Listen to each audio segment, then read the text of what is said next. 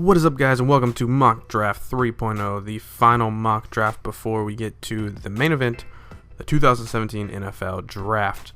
Let's go ahead and start the draft off now with the number 1 pick, Myles Garrett. There's no real question here. We're all pretty sure this freakish athlete goes number 1 overall. No real analysis needed here. Thomas has been shooting up draft boards all over the league after the combine, and his athleticism is key in his pass rush. I think the 49ers take him here and pair him with Buckner from last year's draft to make a good pass rush tandem. I don't care what people say about Allen, but I still think he goes in top 5 of the draft. I think his versatility on the defensive line gives him value to play at tackle or edge successfully at the next level. And here we are already with the first controversial pick of this mock, but I can almost guarantee Jags take Cook in this draft, whether it's here at the pick 4 or they end up trading back a few spots to get extra value plus the pick they want. And here's why. Football is more than about just the talent on the field. It's a business, and the Jaguars' business has been failing recently when it comes to filling stadium seats on Sunday afternoons. How do you fix that? Well, you draft a super talented guy who's also sort of a hometown pick that will lead to extra people filling those seats on game days.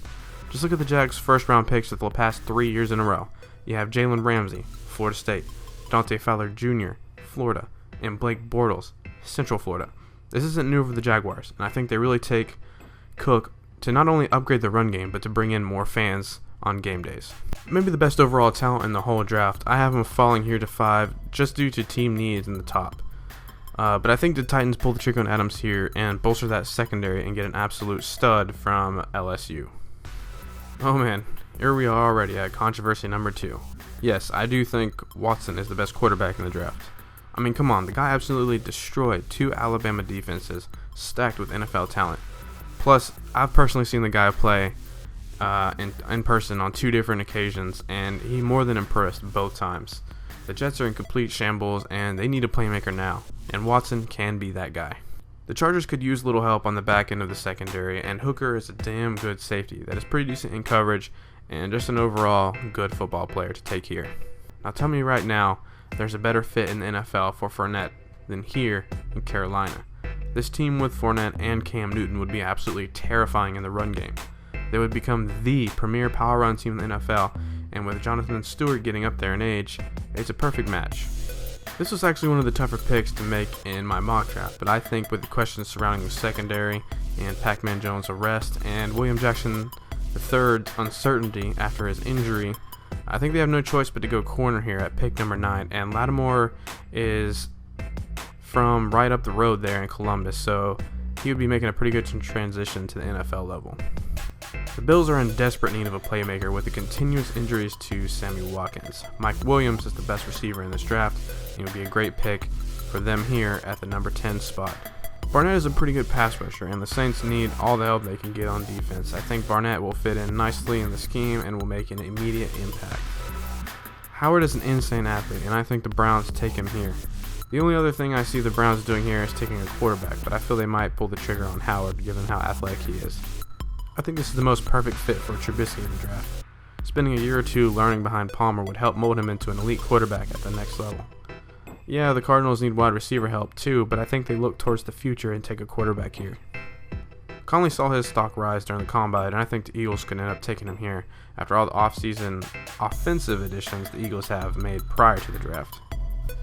McCaffrey could easily go way ahead of this, but if not, I see him being taken here. The Colts will soon need a running back with the advanced age of Frank Gore, and the versatility of McCaffrey is unmatched in this draft. With Steve Smith retiring, Corey Davis would be a great fit. The Ravens are seriously lacking playmakers at the wide receiver position, and Davis would be an immediate upgrade to the injury-plagued Brashard Perryman. The Redskins could use some help in their pass rushing core, and I think Reddick would be a great addition.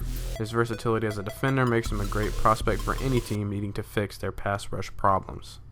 Ross is the speed player that will help Marcus Mariota evolve into the franchise quarterback he was meant to be. The Titans would actually be a good team if they didn't have a bunch of lackeys as offensive weapons besides DeMarco Murray. Njoku is an absolute specimen and would be scary matched up with Mike Evans in that Tampa Bay offense. Yeah, Brate was pretty good last year, but the addition of Njoku would make them even better. The Broncos could also go a few different ways here, but at pick 20, I think offensive line is something they should focus on so they could get more protection for the young quarterbacks they have on the roster. Foster is probably the best linebacker to come out of the draft in the past couple years. However, his injuries and confrontation at the NFL Combine make him slide a few spots here to Detroit. Tannehill continues to get harassed by defensive linemen year after year. I know it isn't the sexiest of picks, but Bowles is going to be a stud guard at the next level. Pass rush is always a need for teams, and JPP might not be enough for the Giants to make the next big step. Taco Charlton is a very long, athletic defensive end that can beat tackles and get to the quarterback in a hurry. Humphrey would make a great addition to a pretty stout secondary and would give the Raiders a good cover guy in the 3 spot. Mahomes might be the Dak Prescott of this year's draft. I watched Mahomes at his pro day and some other workouts, and he looked absolutely amazing. I'm telling you now, he could start early on a lot of teams and most definitely would be better than any of the quarterbacks on the Texans roster. Is there any question at all what the Seahawks need to take here? That offensive line was absolutely abysmal last year. Robinson would be a pretty decent addition to that line and would help Russell Wilson and company have a better offense. The Chiefs already have a pretty stellar defense, but some of those elite defenders are getting older in age. Why not reload now with McKinley and be set for the future with a really good pass rusher?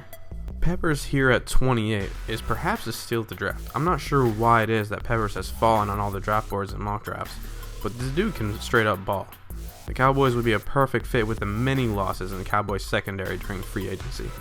The Packers can always use extra help in protecting Aaron Rodgers. Though the offensive line continues to be pretty good for the Packers, I think Lamp would be an immediate upgrade at guard and would give the Packers a better run game. TJ Watt is going to be a monster at the next level, and with Timmons leaving Pittsburgh, he would fill in nicely on defense. He's got great athleticism and, of course, that all-important last name. With Dwight Freeney hitting free agency and also being a bit on the older side, grabbing Harris here would give the Falcons another guy to match up with Vic Beasley, who just had an outstanding breakout season.